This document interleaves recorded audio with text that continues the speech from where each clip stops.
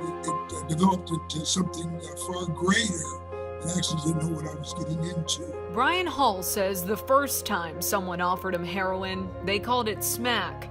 He didn't know what it was. So I said, sure, let me get some. And before I knew it, the guy had my arm extended. And he was skin popping me, which is just taking a needle and injecting it into your arm. He was 14 in junior high. This is where his story starts. Every day I tried it again.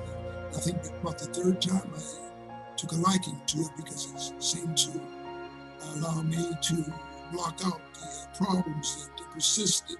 Brian describes drugs like fire. He became engulfed. Still, he managed to do okay in school and excel in sports, though it didn't last long. Promising career. I went down the drain, and there's about 40 colleges that were interested in me for football. But I was told by my coach at that time that he would recommend me to his worst enemy because he saw that, I had gone astray and was in a bad way. Matter of fact, on the day that I graduated, I was so high on cough syrup that I couldn't even see. And my parents were standing next to me and my grandmother. They were looking at me like, Brian, how could you? He went on to attend college at Youngstown State University. The drugs went too. I played first string as a freshman in a college, but I was still dipping and dabbing, as they say, in drugs after a practice and after classes. And eventually, after 1 year, I just went back into the streets and left school.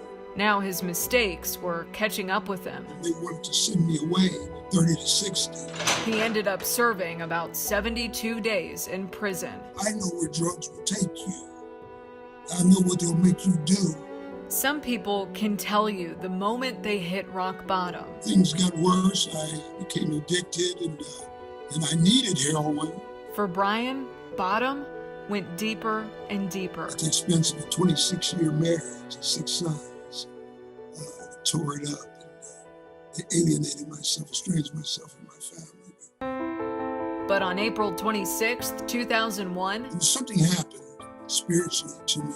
Brian's story started again. And I just started to appreciate life and recognize that God loved me, people loved me, and that it was my responsibility to do the things that I needed to do to maintain my sobriety. He found help in Columbus and finally put down the drugs once and for all. It's been a rough life, but I do believe it's a purposeful life because in my pain, I developed a passion.